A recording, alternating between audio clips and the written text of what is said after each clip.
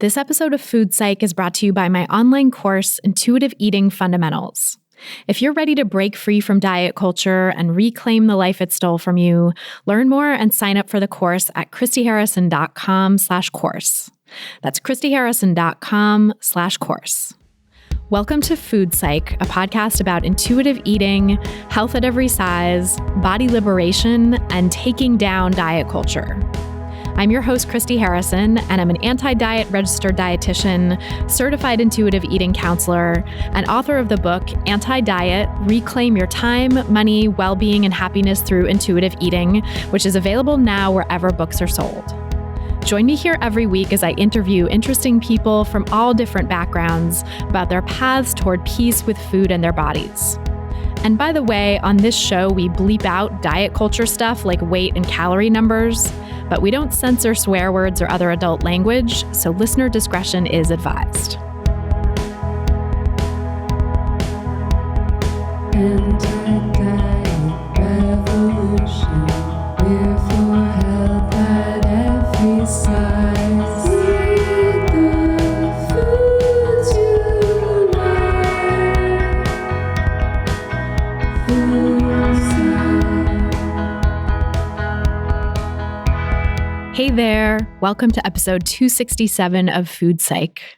I'm your host, Christy Harrison, and today I'm talking with fellow anti-diet dietitian and intuitive eating co-author Elyse Resch for her third appearance on the pod. We discuss the role of satisfaction in intuitive eating, the nuances of hunger and fullness, intuitive eating in eating disorder treatment, the forthcoming intuitive eating journal and intuitive eating card deck, and so much more. I can't wait to share our conversation with you in just a moment. But first, it's time for Ask Food Psych. This week's question is from a listener named Elizabeth, who writes, "Hi, Christy. Thank you so much for your work. I'm a psychotherapist, and I work with many clients with body image dissatisfaction and disordered eating. I'm a health at every size advocate, and I have learned so much from your podcast for myself and for the work I do with my clients. I'm reaching out to ask you for advice around the dynamic between clinician, client, and the health at every size movement. I'm a thin white woman, and I recognize this as a privilege within our culture. Many of my clients are struggling with their relationship to diet culture and therefore their own bodies. I have found in my work that it can be challenging to advocate for the health at every size movement when working with clients in larger bodies. At times, it feels like a fine line to walk when I'm speaking through the lens of a thin white woman. I'm wondering if you have any advice on how to approach this topic from an integrative, mindful place while sitting in a body that is praised in society." So thanks, Elizabeth, for that great question. And before I answer, just my usual disclaimer that these answers and this podcast in general are for informational and educational purposes only, aren't a substitute for individual medical or mental health advice, and don't constitute a provider-patient relationship. So this is really a great question, and there's so much nuance here. I think, first of all, I just want to name that my experience is as a dietitian and journalist and not as a psychotherapist. So our roles in people's lives are going to be different, even though we're working toward the same goal of healing. But that said, what I've learned from doing health at every size work as someone who's also a thin white woman is that naming your privilege and talking about it with the clients who don't look like you can be really important for the relationship. And it will likely be an ongoing discussion with some folks, so I invite you to keep the door open for that. And when you do name your privileges, I found it helpful to say things like, I know that being white and thin has shielded me from having to deal with some of the shitty things you've had to go through as a larger-bodied person or a person of color. And that's not fair. The world shouldn't treat people differently because of factors that they can't control, like race and body size. And everyone deserves to get the respect and compassion and access to resources that unfortunately are afforded more readily to people who look like me. So in my practice, I want to hold space to talk about that. And in my other work / in my life, I'm working to help break down racism and diet culture and other systems of oppression that create unfair disadvantages for some folks so that everyone can be safe in their bodies and everyone can truly be free. And, just for anyone listening to this who's new to discussions of privilege, I want to be clear that you don't have to feel guilty or ashamed for being white or for being thin or for having other privileged identities. And it's taken me a while to get to that place too, because I think sometimes the discussions of privilege in social justice spaces can make it feel like privilege is some shameful crime you have to admit to and atone for. And it's really not. Privilege just gives some of us greater access to the things that all human beings really deserve, like freedom from racism and fat phobia, access to high-quality medical care, economic security, etc. There's no reason to feel bad for having those things, for having those forms of freedom and access if you do have them, because those are things that all human beings deserve. In my view, they're fundamental human rights. And it's just that we live in a system that unfortunately gives those fundamental human rights to some and not others because of arbitrary physical characteristics that were deemed to be meaningful by the people in power hundreds of years ago. And now those beliefs are really codified into our culture in all kinds of ways. So, naming your privilege and discussing the differential impacts of our system on different people is one thing you can do as a clinician who holds certain privileges. And then another thing I think is important in this work is inviting your clients to share what their life is like. To say, I'll never move through the world in your body, so I can't know what that experience is like firsthand, but I want to try to understand as best I can so that I can offer my support in the ways that you need. So I invite you to share your experience with me and let me know whenever you think there's something I'm not getting. And we can talk about it and explore what it means to you, and I hold space for that. In a lot of ways, that's just basic empathy, right? Trying to understand what it's like to be in someone else's shoes.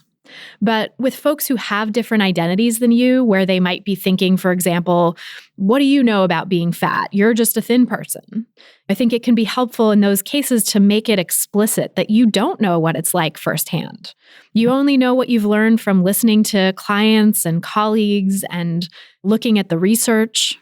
And you can only really try to understand their particular experience by listening to them.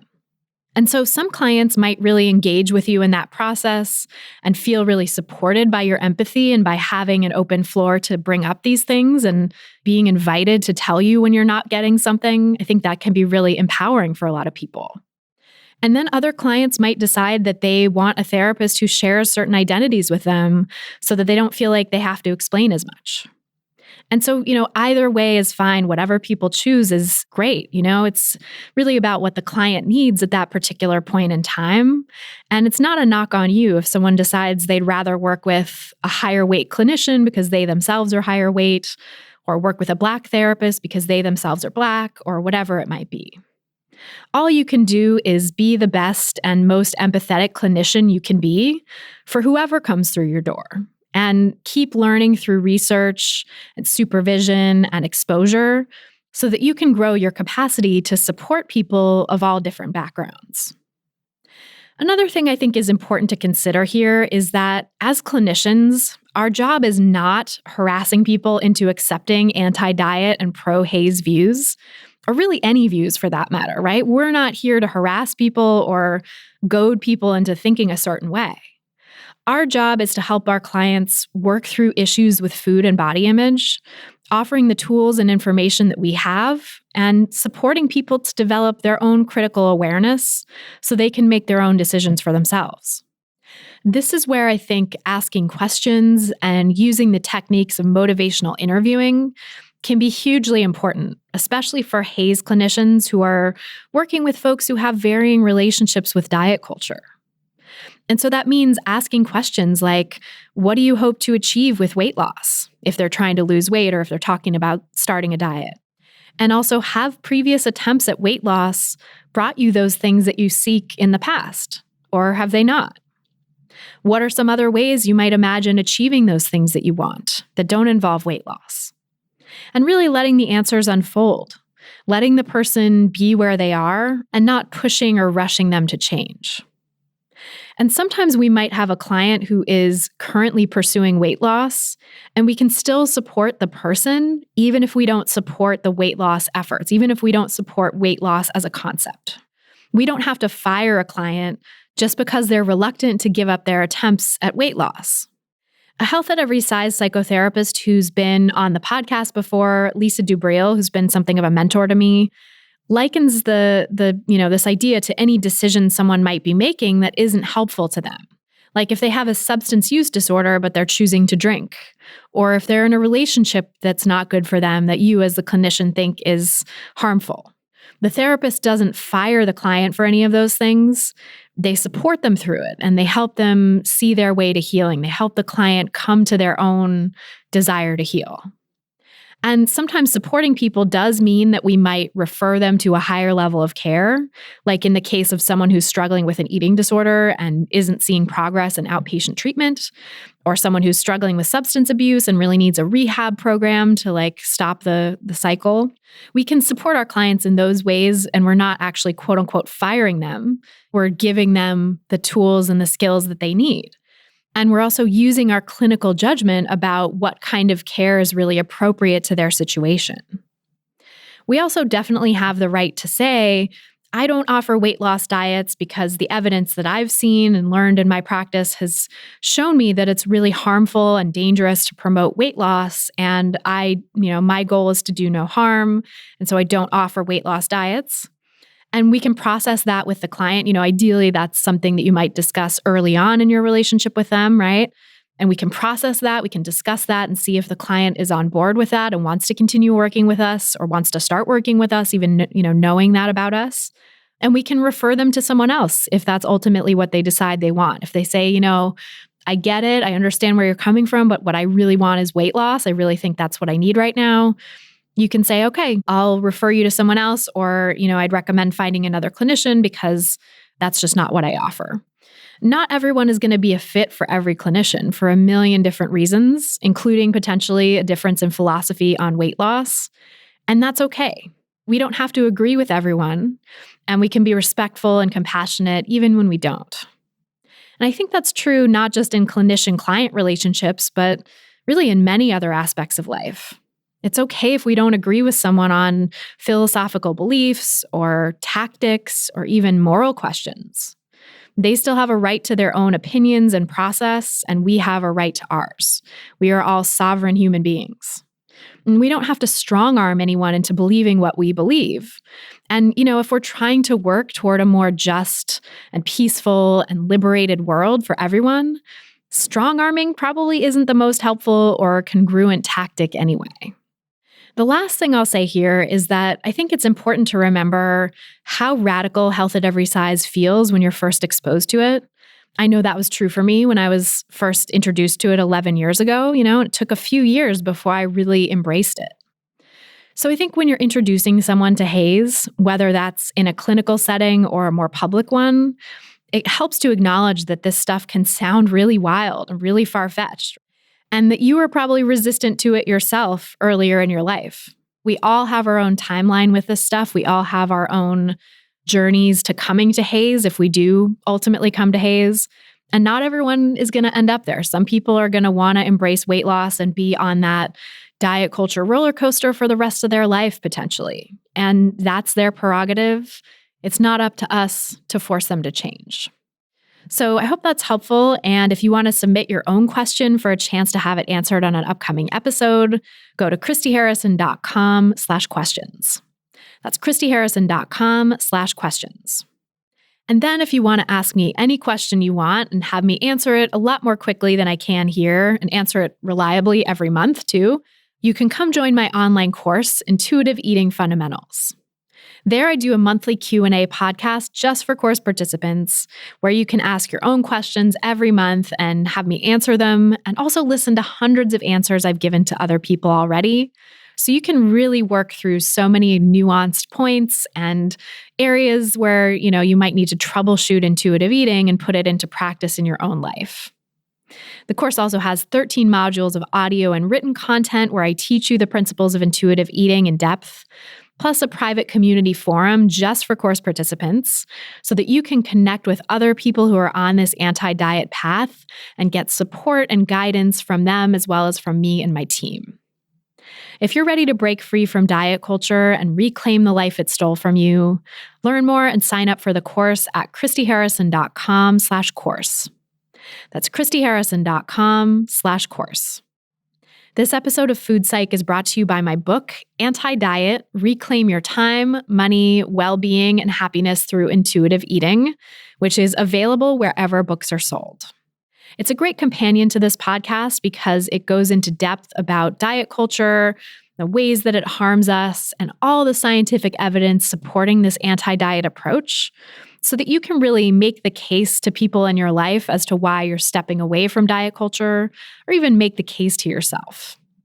The book also lays out the foundation of intuitive eating and helps you start making peace with food and your body. Just go to christyharrison.com/book to order it.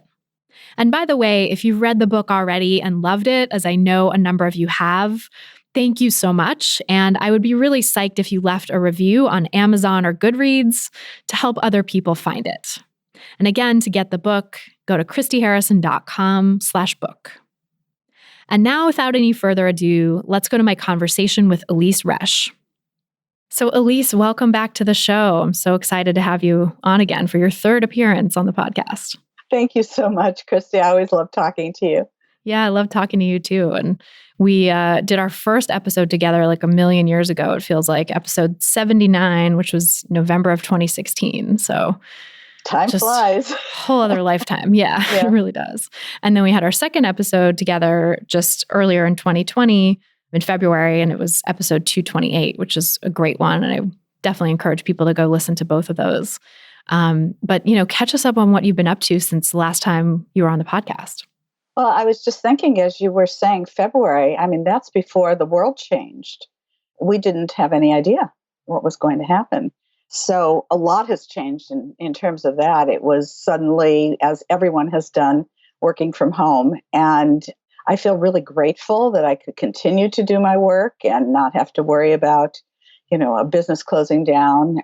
In fact, there have been so many people who are really needing support, and it's been busier than ever. And I am an introvert, so I'm kind of loving being at home. I did love all the things I did, and I went to a lot of theater and saw friends, but there's something really nice about not having all of that extra to do. And I've been particularly busy, as I'm going to say, in the last 7 months. So kind of worked out just the way it was supposed to work out for me. I would like the world to be not dealing with this, but to have had this time at home and do a lot of writing. So the first thing was that the fourth edition of Intuitive Eating came out in June.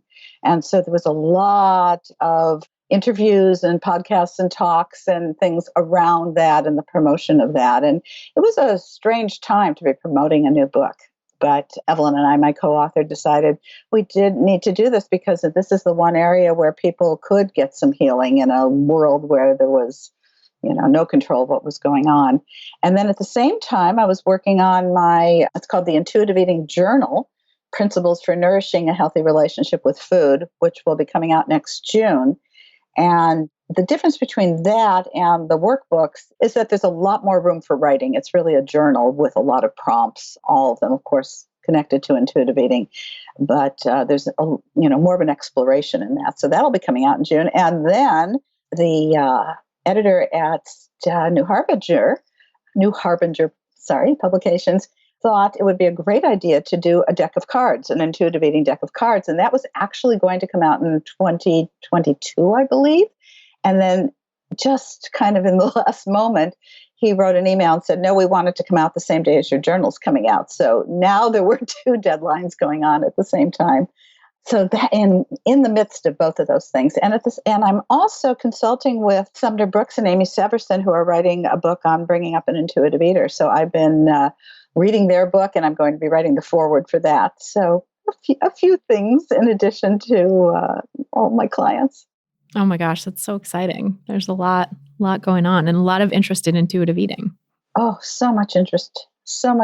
And I'm thrilled. I have a 15-year-old male client, teenage boy, who said to me recently, He said, wow, this is kind of like a movement, isn't it? I said, it is a movement. It is definitely a movement. It was so cute the way he just kind of opened his eyes to it and realized it was so revolutionary for him and his family. Yeah, it really feels like it's having a huge moment. And I know I've talked with both you and Evelyn about that in your recent episodes, that there's just this huge wave of interest more than ever before in intuitive eating. And I also did, I don't know if I should mention the name of the person, the celebrity, but who asked me to be on a talk show with her that's going to come out on Quibi at the end of the year. Quibi is that streaming platform on the telephone. And it's 10 episodes. She was interviewing different experts in the field and other, I guess, celebrities. Not that I was the celebrity, and she has, this particular person has just credited intuitive eating as the only thing that has helped her heal from her eating disorder. So she's going to be, this will be going out in the world, and she has a large following. So yeah, it's out there. That was quite fun, by the way. It was a lot of fun. It was a lot of time. Someone came to my house to COVID test me a couple days before, which was not fun. Then the day of the shoot, I was picked up and brought to the set, and I had my own little trailer and and COVID tested again. And then it kind of felt like being on Oprah. It was really fun. So that is so cool.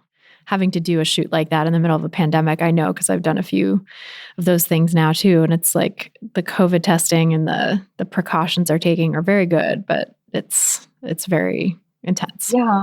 Well, we have to be grateful for that. I mean, it's amazing. I have a client who is a producer who is starting some TV series, I believe, and she was telling me the expense for the COVID testing in order to be able to do these things is enormous, but it's necessary. So, yeah, you'd think that would be covered too, right? Isn't it all supposed to be free? Oh, I don't know. I mean, I think it's not just the COVID testing, but it's the sanitation of the whole set. Right. Yeah, all the precautions, total. All of that. And the other little fun thing, we have an audio edition of the 4th edition of Intuitive Eating coming out. I actually don't have a release date on that yet. And Evelyn and I had asked to do the reading of it. And Brookstone is publishing it. And they came back and said, well, you two can read the foreword and the introduction, and then we're going to have a professional reader for the rest of the book. And so I went to a different recording studio and I read the foreword, then Evelyn went to one in another city and did the introduction. And actually, Christy, I am so relieved that they did not want us to read the whole book, because for 6 pages, it took an hour for 6 pages. So it would have been a couple of weeks out of a work life. So anyway, that'll be out too. That's so cool. I'm really excited about that, and glad that your voices are in there somewhere, even if not the whole thing. Well, yeah. I know how exhausting that is to read those things. I did my audiobook, and my voice was completely shot at the end. How long did it take you? It was like, I think, a week of coming in every day, and then another day, like a pickup day the following week. And then it was done. But it was like, 8 hours straight, basically each day, just reading. But I think it's worth it because, people hear you and you're so connected to it. I know the 3rd edition of Intuitive Eating there's an audiobook, and the reader was so boring. I got it and I started to listen to it. And after, 5 minutes, I said, I can't listen to that. It was very disappointing. So we're hoping we got a little bit of a choice of a reader for the rest of the book. So between the two of us and that reader, let's hope it's a, more pleasant experience for people. Yeah, you'll keep it engaging, I'm sure. Well, I'd love to dive into talking a little bit about the journal book, because I think that's so unique and will be coming out pretty soon. I mean, this episode's going to be airing early 2021. So, before you know it, it's going to be time for the journal book to come out and the card deck.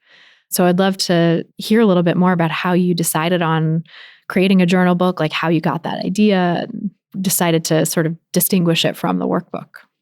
Well, I guess, I'm just really lucky to have this acquisition editor at New Harbinger, who was the one that was responsible for the Intuitive Eating Workbook that Evelyn and I did, and who asked for the team workbook. And so then he came around and contacted me and said, we'd really like you to do an intuitive eating journal book. So it was his idea. And I thought about it and I thought, well, this is a great addition, and it's not like starting a whole new book, with references and studies. And this is just really more prompting people to kind of do a deep dive into each of the intuitive eating principles. And so each principle has a page of an explanation of the principle. It's geared toward people who have read intuitive eating and those who have never read it. So that was the tricky part. It was having to condense what the principle was all about without having a whole chapter for it, and then going into the different prompts for people to really investigate how they're doing and what they need, and really do a lot of writing. So it's it goes from reading let's say the fourth edition or any of the editions, to doing exercises in a workbook, to actually doing more writing. So that's where that is. And, I was able to do a little updating about diet culture and weight stigma and, oppression and things that, and injustice, things that weren't said in the teen workbook. Yeah, that's super important. It's so nice to be able to iterate like that. I'm curious, the structure of it is a little different than the way the principles are ordered in the other books. And so I'd love to hear about your thought process on that, specifically like bringing up the satisfaction principle earlier than it usually is. Yes. And I did that in the teen workbook also. It was the second chapter. And in that workbook, I had the principles in there, but then renamed the chapter headings to kind of speak to teens. So in my work, and I have seen this in many years, in fact, I came to terms with this before the third edition was written, which would have been about 10 years ago, that the driving force for me of intuitive eating, the greatest motivator for people, was to look at satisfaction. I found that starting with hunger or fullness, well, obviously, I should say, we always have to start with diet mentality, diet culture, and rejecting that, because if that isn't work through, then you can't do the rest of the work. However, after that, just being able to talk to people about food is such a pleasure in life, and would you like to have more satisfaction in your eating?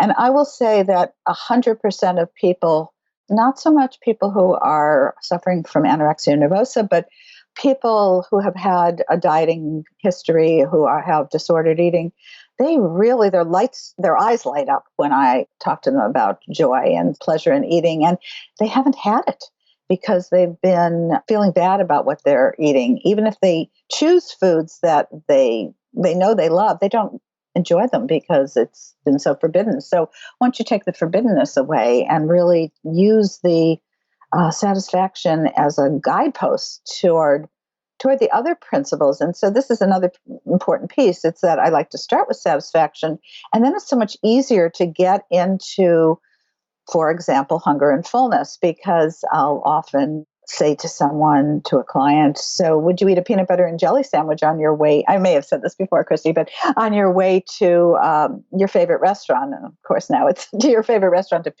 pick up food. But invariably, they'll say, well, no, of course not. And I'll ask why. And they say, well, I want to be hungry so I can enjoy my food. It's kind of a setup that I do with them. So I say, well, intuitively that food is going to taste better, be more delicious, more satisfying if you've got a certain amount of hunger.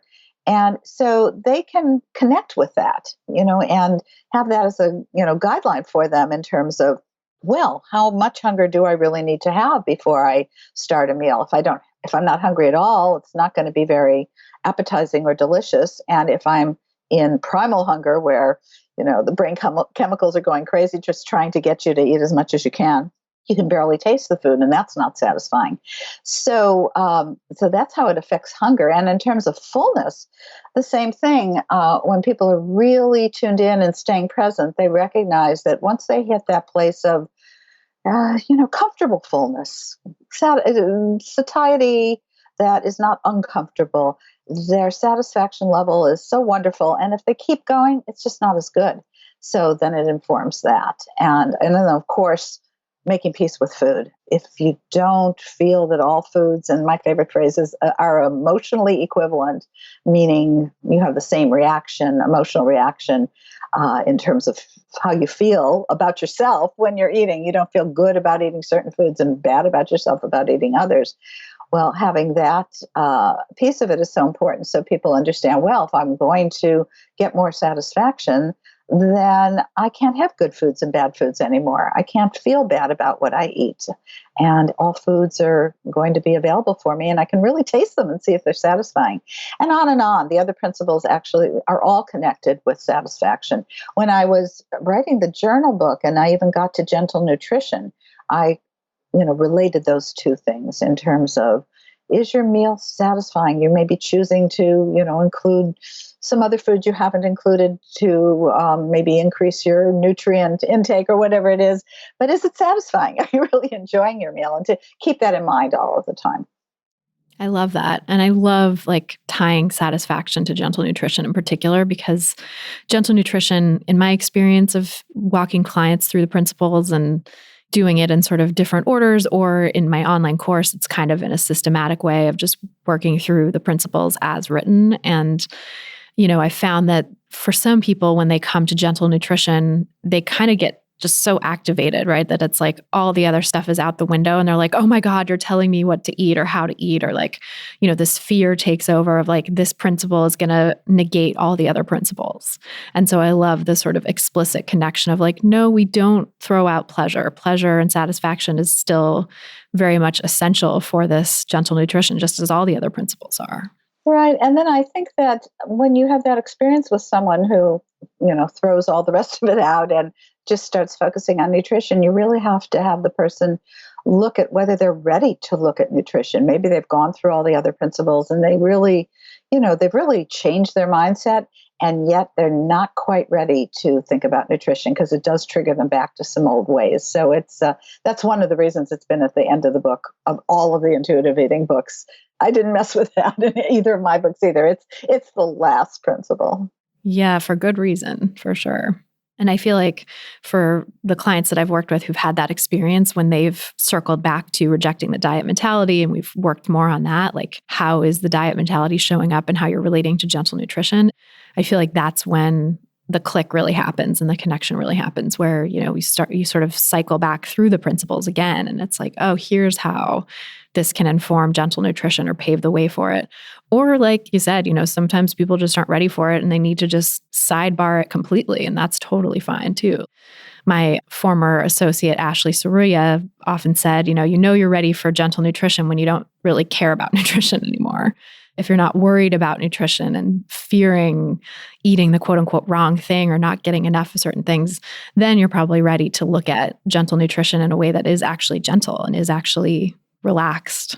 Well, and I think that this is one of the most intuitive parts of intuitive eating, is that readiness comes from, I think I might feel a little bit better if I had some fiber in my life. My GI tract might work better. Tell me, Elyse, what foods might have some fiber in them, or something like that, versus I should have fiber in my diet. I'm just throwing out fiber as one of the things. But I think there's this organic process that happens as people go through letting go of, diet mentality and moving through all the principles, where they just sincerely, feel like having an apple, which they hadn't had the whole time because it had been one of the things they ate when they were on diets and they didn't want to look at another apple. But now that they're through with that really, I guess, abusive part of their lives, they start thinking about some of these foods that they might like to, include again. And that's where the gentle part comes in, and the intuitive part. Yeah. And I love the idea too of being able to get pleasure and satisfaction from foods that were once off limits through diet culture, and eventually, not right away probably, but down the line, also getting pleasure from foods that were once diet culture's darlings, and not having it be attached to that moralization, but just liking the food. I see that so often. It's really an interesting phenomenon. For people who have dieted for so long, they say, I cannot look at a salad, or I cannot look at a carrot or an apple, as I just said.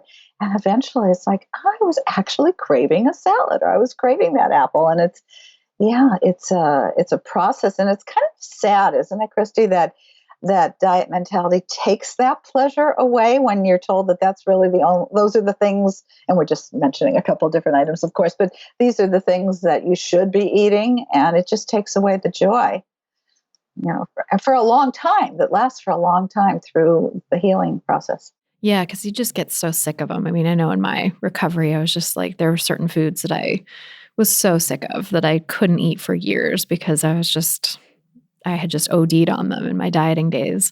And there's some foods that still, honestly, I never really look back to or think about that might actually give me pleasure if I tried them again, but I don't associate with pleasure in my mind, like rice cakes. Oh yeah, rice cakes. Never right? look at a rice cake again, but maybe they would be delicious with the right toppings and stuff if I tried it again. But it's like I have so many other options, like delicious bread, that I just don't. Right. Well, but you might get to a point where you want the crunch. You're thinking of the texture, and if it's a fresh bag of rice cakes, not stale ones, it might be good. But you were reminding me of that diet I went on a long time ago when I was, caught up in my own eating disorder. And for dinner every night, I would buy the biggest carrot and the biggest apple and eat a couple other things. And they were so enormous that now when I think about it, I couldn't possibly eat an apple that big or a carrot that big. It just wouldn't taste good, because you get to that place of sensory specific satiety. It just doesn't taste good anymore. But when it's one of the few things that you're allowing yourself to eat, you go all the way through to the last bite because there's not enough food for you. It's so sad how it takes away that sense of pleasure and trust in the sensory specific satiety too. Like trusting, I'm done with this food. I'm all set, because you feel like you have to eat whatever's available unless you go hungry.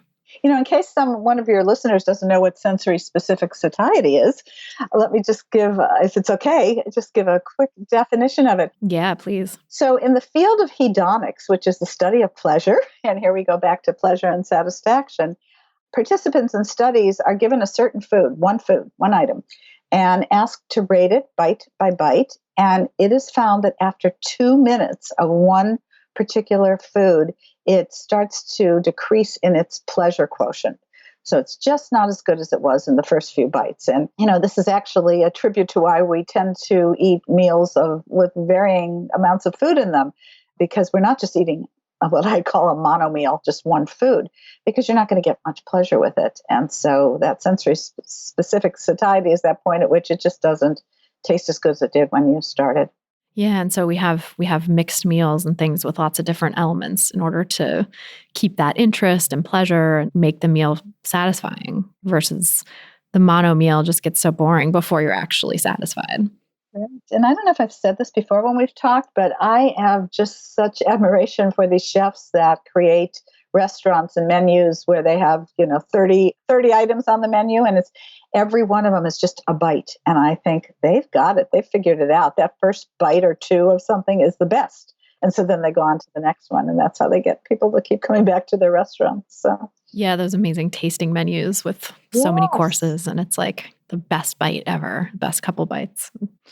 Yeah, no, pleasure I think is so important. And I mean, for me too, in my healing, my relationship with food, I may have said this on the podcast before, but I think a huge piece of it for me was rediscovering pleasure in food and having that like foodie moment in my life when I started writing about food and I started like hanging out with other food writers and being immersed in culinary culture and experiencing, talk about privilege. Like I got a credit card at Gourmet that I was allowed to use for research meals. And I could like take out I was an editor and I could take out writers that were working on stories with me, or I was developing story with them, or just like courting them as a writer. I could like take them to whatever restaurant I wanted for lunch or dinner.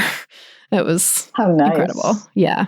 So another thought I had as we're talking about pleasure and satisfaction, especially in this time of COVID and how restricted we are in so many of our activities, that it's such a delight to know that you can get some joy and satisfaction and pleasure in the meals that you're able to get, if you have the privilege of being able to get what you would like to get, or make what you'd like to get, or I don't want to cook on Saturday nights. Well, I don't want to cook much anyway, but I love going and picking up, food from different restaurants nearby, supporting those restaurants so that they don't go out of business, but at the same time, getting such pleasure out of it. It's just wonderful because for some people, they're really not getting much of it at this time. So wanted to throw that in. Yeah, I'd love to talk a little bit about that, the sort of privilege of being able to prioritize pleasure and satisfaction versus having to just get by and eat whatever's available. I think sometimes with intuitive eating, people will make the critique that it's only for privileged people because it requires you to have access to food. And I see it a little differently. I think I've spoken about this with you before. I know I've mentioned it on the podcast before, but I see it as intuitive eating is not just like you must eat exactly what you want whenever you want it. You must always have access to the most delicious foods or, to have food available at all times even. It's really more of an orientation towards food that prioritizes getting enough, prioritizes taking care of yourself through food by any means necessary. And that can look really different at different points on the socioeconomic spectrum. That if you're someone who is food insecure and struggling with that, then your version of intuitive eating is going to be just making sure you get consistent access to food. And how can you increase that access? Are there resources available to you? Are there food pantries and things like that you can use to supplement what you have so that you're able to eat more consistently and regularly? Kind of like Ellen Satter's hierarchy of food needs, where she talks about the bottom of the hierarchy just being having enough food.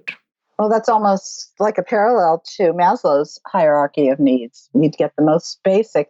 I think I see this as a continuum in terms of privilege and in terms of being intuitive.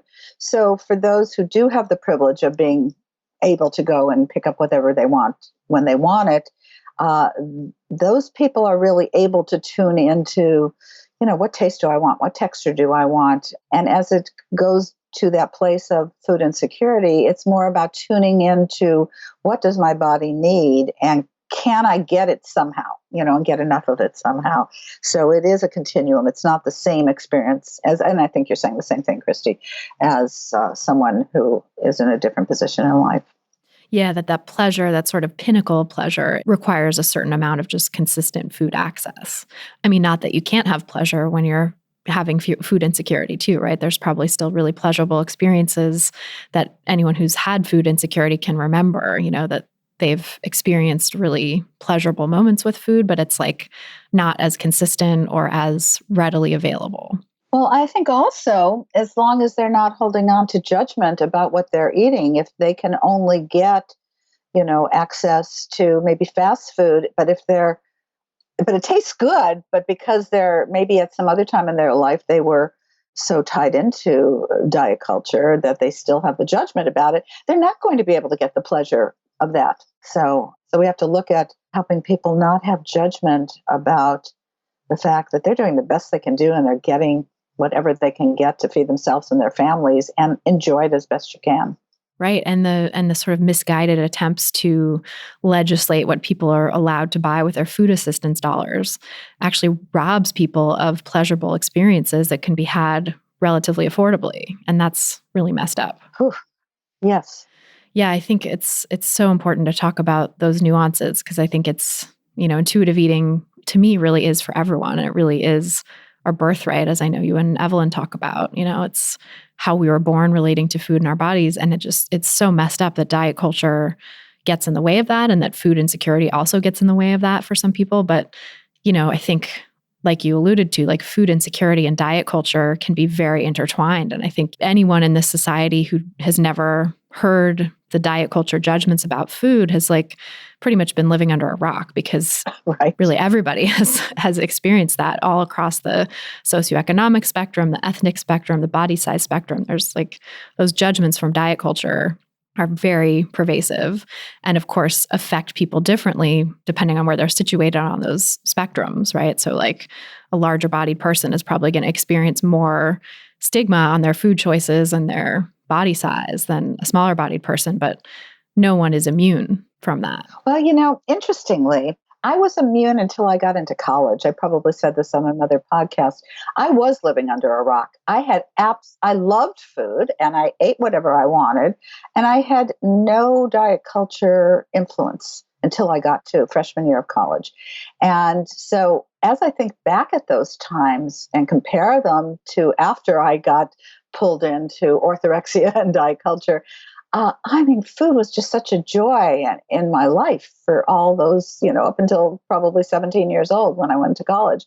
And then it changed. So, because I'm so much older than you are, Christy, there was a time when, at least where I went to school in high school, there wasn't much of an emphasis on that. But it takes the joy and satisfaction out of eating when you have judgment about it. Yeah, I was talking to someone else from, sort of around your generation the other day, and she was also saying that she went to school at a time when diet culture just wasn't around, that just, was not a thought in her mind or the mind of her friends. And of course, she couldn't speak for everyone at that time, but it was just interesting to think about that because today I feel like you can't go anywhere without it being present. And, for me, I grew up in like the 80s and 90s when diet culture was really pervasive. Like all of my friends' moms that I knew anyway were dieting. Even my mom wasn't officially on a diet, was always trying to lose weight and doing sort of weird diety things occasionally to that end. And so my friends and I all like observed that stuff. And even though I had thin privilege and nobody ever commented on my weight, and if they did comment on my food, it was like, oh, you can eat whatever you want and stay slim, those messages were still in my head, even though I was an intuitive eater and blissfully allowed to eat whatever I wanted until I was like 20 when I gained a little bit of weight and suddenly all that stuff, came raging to the fore. But it was just these seeds of diet culture being planted, ready to grow at the moment's notice. Yeah, and I'm sad for people who didn't get to have that kind of experience that I had in high school, where there was absolutely no judgment about people's size. So certainly in my mind and my friends, nobody thought about, everybody was the way they were. It's all what we talk about now, that we're born the way, we're supposed to be born, our DNA programs that. And I had not one thought in my head about different sizes or shapes or colors or anything. I mean, I was just I was able to avoid so much that came up later and in your generation especially. So grateful for that and sad for people who couldn't grow up that way. Yeah. And I mean, it's really so telling that diet culture, I think it's the diet industry, especially in the pharmaceutical industry, that like had a huge role in that, where the squeeze of diet culture on everybody has just gotten tighter and tighter over the years, to where now it's like you can't be a larger-bodied baby and not be put on a diet in a lot of cases these days. I work with a lot of teenagers, and they're so taken with not being good enough, with not being the right size, with self-judgment. It's just so sad. And of course, I get the opportunity to try to help them heal from that and change the way they're thinking about it. But yeah, it's a different world. And especially with all the orthorexic thinking, the wellness diet thinking that's present in schools now too. I think it's just these ideas about good and bad foods that people have from such a young age are really harmful. They used to teach, when they had more money for the schools, they used to teach nutrition in the schools. I taught elementary school a long time ago before I went back to school to become a dietitian. And they did, especially in the junior highs, I think. I remember myself being in junior high and getting some nutrition information, but I don't remember it being with any judgment. It was more just, these are proteins and these are carbs and these are fats. But I think the money isn't in the schools for it. And maybe that's a gift in a way, because then you're not going to be able to program kids to feel bad about food. Although I know in some of the wealthier school districts, they do have nutrition in the classroom, and it's bad. It's all this, these are good foods, these are bad foods, or red, yellow, green, the stoplight situation. Like, yeah, and the physical fitness, the focus on that, which unfortunately is really creating eating disorders, the way it's presented to some kids. Yeah, no, completely. It's the worst. I mean, off of that sort of idea of like creating good and bad distinctions in kids' minds and really anyone's minds that diet culture does. I loved in the book how you, in the journal book, how you talk about deprivation and how deprivation drives us to eat more of the foods that were previously forbidden. And we talk about habituation, which I know we've talked about on the podcast before, but I think I loved your description in that book. So if you could just give a little introduction to anyone who's not familiar with that concept, it'd be great. Well, let me start with something that doesn't have to do with food. Before quarantine, I was dying to be home more. I was just dying to be home. I just thinking about spending time out on, outside and reading a book out there. And I love being at home, but I've been at home every day now for 7 months. And it doesn't hold quite the excitement and not deprived of it. So if you take that to food or really almost anything, but we're talking about food right now, habituation, well, the definition for me is the greater the stimulus, the less the response. So basically, the more you have of something, the more it's available to you, pretty much the less exciting, it ends up being, that because forbiddenness is what often creates excitement.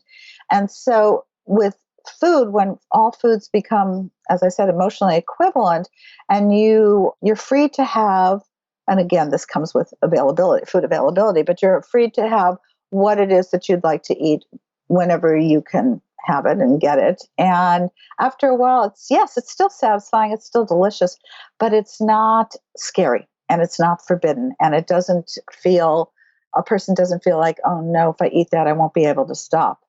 So I think it's the key habituation is the key to calming the fears that a lot of people have about jumping into intuitive eating and hearing that they have the full freedom to eat what they want. That's one of the biggest fears that I hear is, oh no, if I can eat whatever I want, I'll never stop eating it. And of course, we do experiments with that, and inevitably, gosh, all I really wanted was, whatever it was, French fries every day. And by the second week, it's like, yeah, I like French fries, but I don't want to have them every time.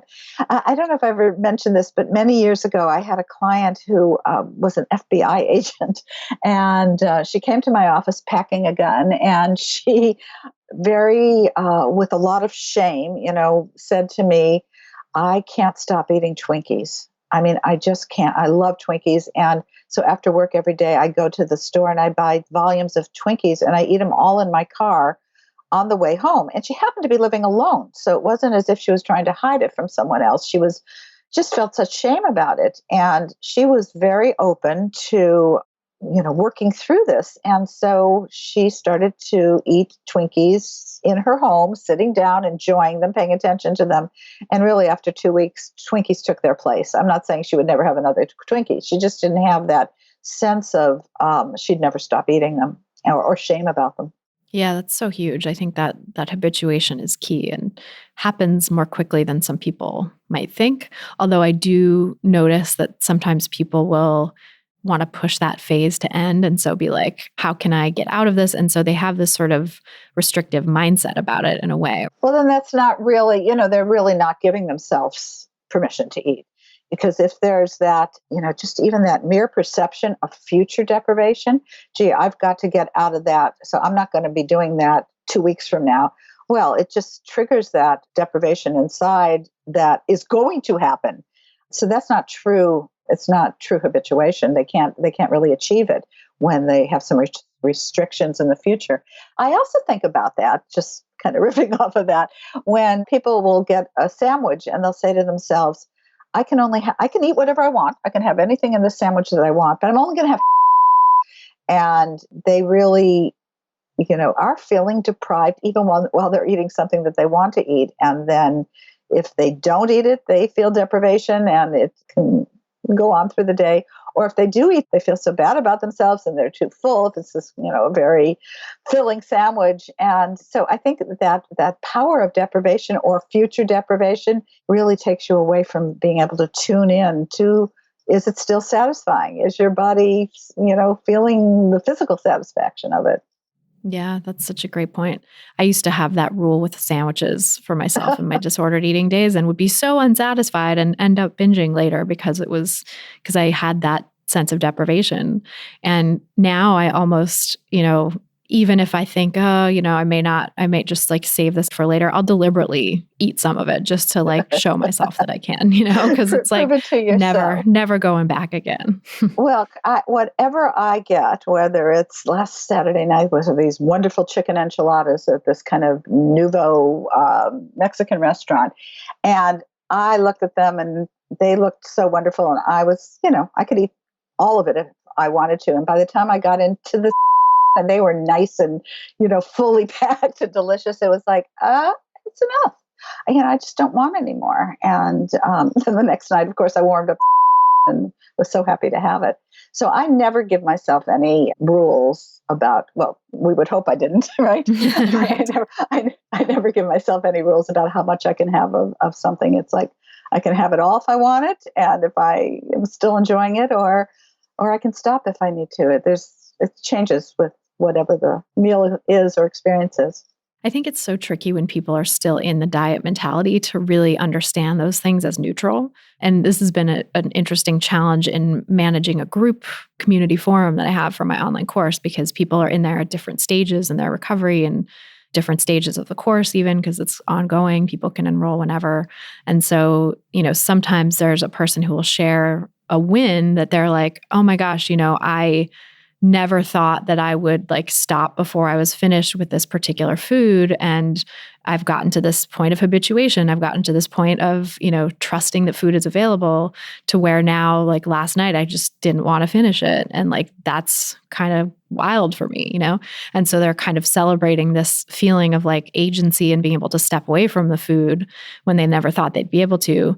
But then other people who are earlier on and haven't gone through all of that, rejecting the diet mentality, will see that and sometimes be like, oh, well, does that mean that I'm supposed to stop eating? We don't use numbers or anything in the group. So we, people do trigger warnings and all that stuff, but they'll be like, is the goal to be able to stop eating before I'm done with this thing? And we have to constantly reinforce that that's definitely not the goal. Like, that's not what we're aiming for. And if you always finished the thing every single time and went back for seconds for the rest of your life, that would be great. And that would be intuitive eating too, if that's what you want. It's about this sort of sense of agency and sense of trust in your own body's wisdom that I think it's really hard to separate that when you're really in the diet mentality.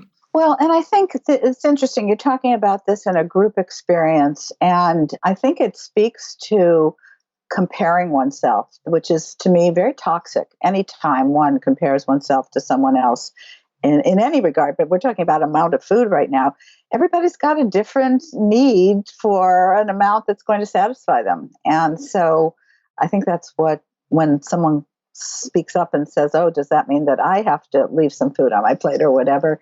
It's like, no, you're your own person and you have your own signals, and everything is right, because what's right for that person may not be right for you, and what's right for you may not be right for someone else. So I think we have to guard against this comparison. It's not very helpful. And I think also there's that sort of diet culture morality that's attached to it too, right? That's like, not only are you comparing yourself, but you feel like you're coming up short because you're eating more, and eating more is bad because that's what you've been told by diet culture. When you really like unlearn those beliefs, and, if it weren't for diet culture instilling all of us with those beliefs in the first place, I think we wouldn't have probably we wouldn't have much comparison at all. Or if we did, it wouldn't have a judgment on it. It would just be like, oh, this person's eating more and this person's eating less and whatever. Well, if you take it back to a bunch of little toddlers, they've got all this food around and they eat what they want. They're never thinking, did that other little 3-year-old have more than I had? It's because they haven't been programmed yet. Unless they're deprived. I mean, I think it was interesting. I was talking to someone, I forget who it was for the podcast. I've done a lot of interviews recently, but someone was saying that their sort of first foray into deprivation was having a parent with binge eating disorder, undiagnosed, unknown at the time, but looking back, they could see that that's what was going on. and that they developed this real sense of fear and scarcity at the table because their parent would take food from their plate, or they served food family style. And so they would, the parent would take out of the communal plate if the child hadn't gotten all the food that they wanted, the communal plate would be gone. And so there was this real sense of it was like their dad, I think, it's like, how's dad eating? How, like, do I need to get in there and like eat this before he does? And which, as like a small child, 7 or 8 years old, I think was when this was happening for this person. Like, that's just so sad that is happening already at that point. And, I think speaks to the sense of deprivation, the sense of scarcity. Well, and in raising kids as intuitive eaters, and it's so beautifully written in this new book that's going to come out next year, as I mentioned earlier, we really have to, all parents really need to look at their own relationship with food and the impact it's having on their children and how they're role models. And, it starts there, because something I've been thinking about lately is that we're all born with instincts and we're all born with emotions. I mean, babies have the instinct to eat, and the instinct to sleep and to stop eating. And then they cry emotionally, but babies don't come out of the womb with thoughts. And those belief systems and the thoughts that come from them are put into children, and it can be at a very early age. And so the best way to help your child retain their intuitive eating wisdom is to look at your own relationship and what are you showing, and what do your child in terms of eating, and what are you saying about your body, and what are you saying about food? Yeah, completely. Because those judgments about hunger and fullness and how much and what and all of the things that we get judged about. I mean, I feel like in a way, all the principles of intuitive eating, or each of them, is about undoing a specific diet culture thing, a specific diet culture belief. Because like fullness, so tricky, right? And this was another thing I wanted to talk about from the journal book, is this sort of nuances of feeling, comfortably full and satiated versus feeling overly full, and what that means, right? And I think that in diet culture, it's just so laden with meaning, and it's bad, and it's, it's given all this negative valence. And when you're able to move out of that thinking and sort of into a more neutral space, the feeling of like, oh, I'm uncomfortably full becomes a very different thing. It's like, it's so much more neutral. It's so much more, you can let it go. And maybe it's a learning experience that you think about, oh, maybe I didn't eat enough before, and that's why I got to this ravenous place. Okay, maybe I'll plan differently next time. Or, oh, well, that just happened. My day was weird, whatever. Or the converse of that, here's the other side of that coin, Christy, is that for some people, they want to feel that wonderful sensation of being very full. Maybe they're healing from food deprivation, whether it was, instilled, in them, or whether it was something they had to experience from food insecurity, that they may need for a long time to get to a point of being a little bit uncomfortable with full, and that's okay with them until they get to the point of maybe saying, okay, I feel safe. I'm going to have this food for, as long as I need to and can. And so I think we have to always not have judgment about any individual's need to fill themselves to get satiety. And there's never the right amount of food or the right amount of fullness, because it's so individualized. Right. And especially when someone's been deprived, I think it's so natural to eat to that point of uncomfortable fullness, because you don't know when the food's going to be available again. And you're not trusting, your body's not trusting at a really fundamental level that food is going to be there all the time when you need it. And so you feel like you have to get it all in now. And that's why this is not the the hunger fullness diet. Intuitive eating is not, which is so, I know this has been said a lot, and a lot of people talk about it, but there are people that take intuitive eating so literally, and, and look at the hunger fullness scale, which is not for, it's not about rules. It's just to help you get an indication of, thinking about what it feels like when you are way down, to maybe a 1 in hunger and it's not comfortable, or a 10 in fullness.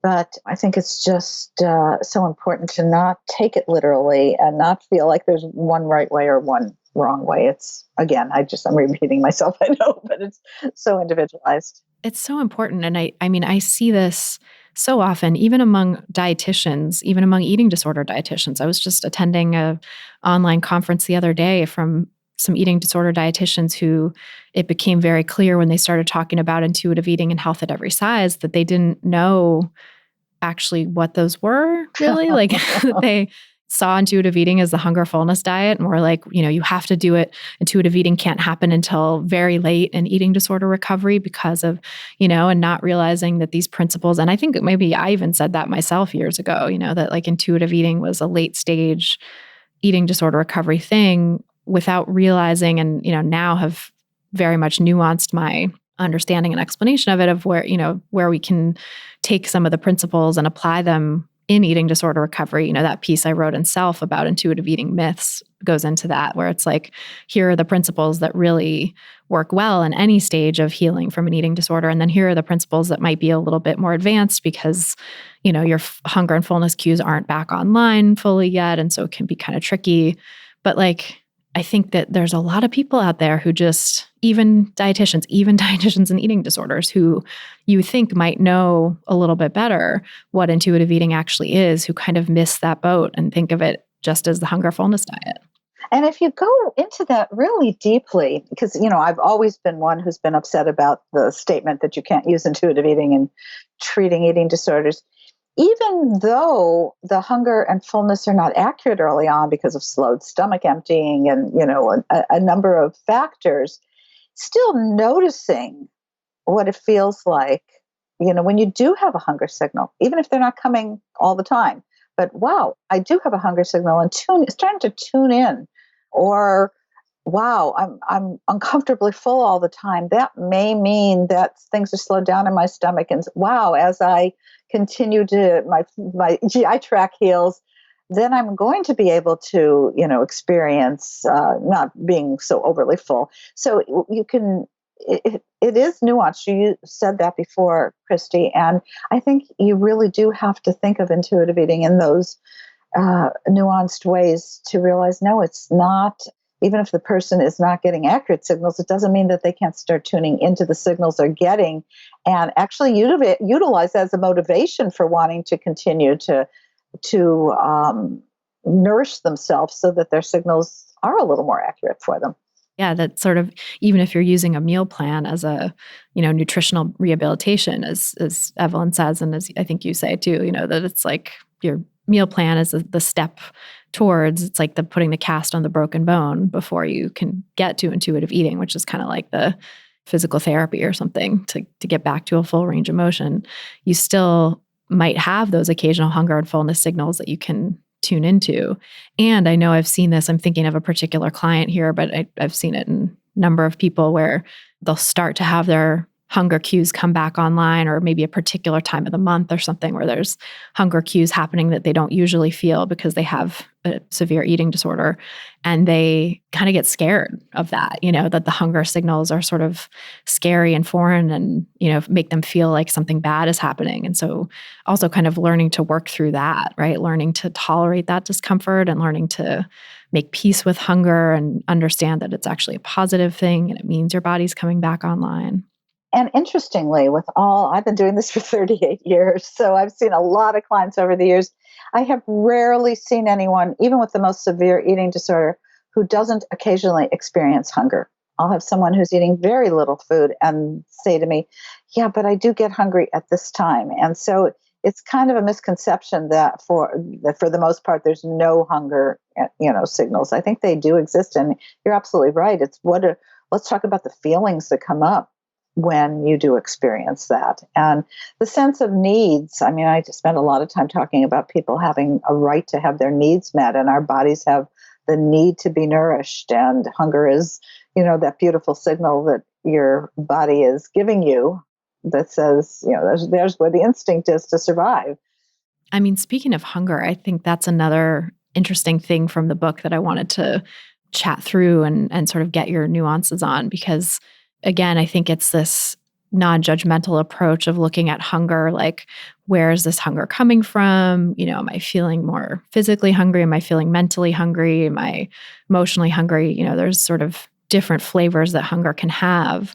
And yet I think in diet culture, people can be so judgmental of like, oh, my hunger is coming from an emotional place, so I'm not supposed to eat, So what would you say to someone who's kind of getting hung up on that stuff? Well, I mean, in the journal book, I have presented that we have many different kinds of hungers and they're all just fine, and to acknowledge that it doesn't only have to be physical hunger, and staying present while you're eating, regardless of what and what initiated that sense of hunger, whether it was emotional hunger or there's sometimes people have energy seeking hunger where they just want to, they think they need something to raise their energy, or wanting to, they all of a sudden they just want to taste something. It's taste hunger.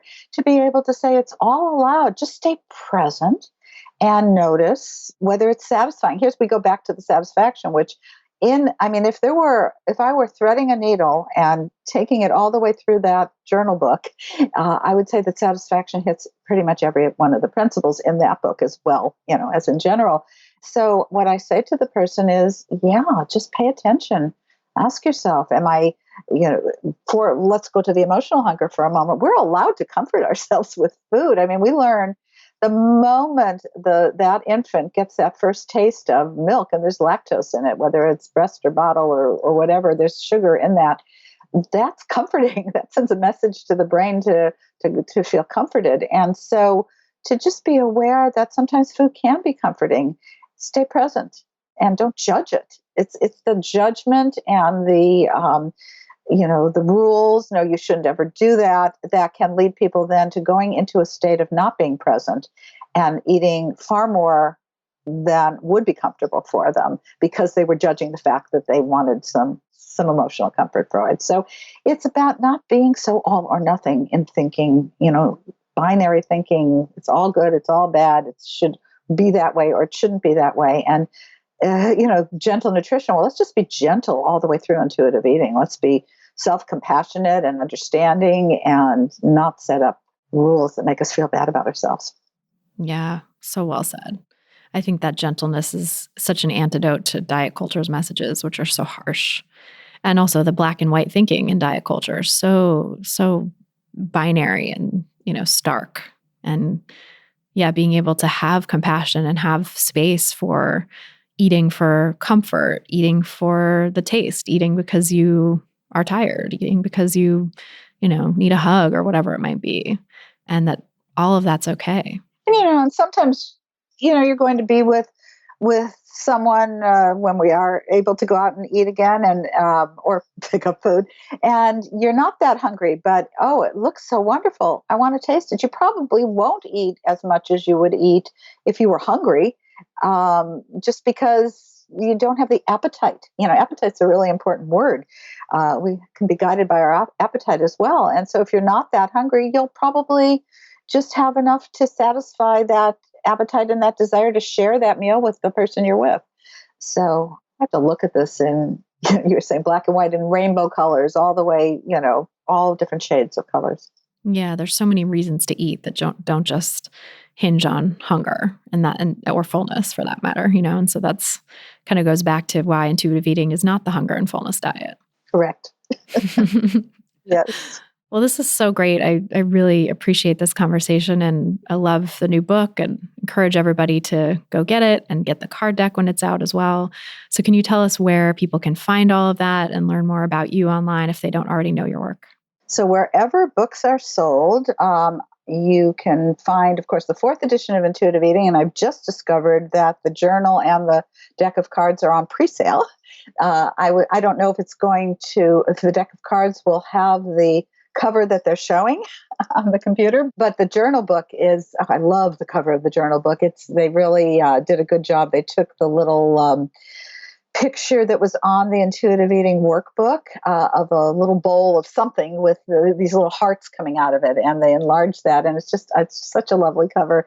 They did put it on the card deck, but I'm not sure if it'll be on there eventually. So wherever you're buying books, and I am encouraging people to buy books from independent bookstores if they can, to try to save them, and also to call them and ask them to stock these books. Sometimes they don't stock them, but it's so easy to get it on Amazon or Barnes & Noble online. And there's nothing wrong with that, but, it's just, let's try and get them from there. And then my personal website is ElyseResch.com. It's not super modern the way some of the sleek new websites are, but it's very personal. And I have some words of wisdom on there and some, books I recommend, which I have to update actually, because I've been doing a lot of reading since quarantine started. And then there's, of course, the Intuitive Eating website, which is intuitiveeating.org.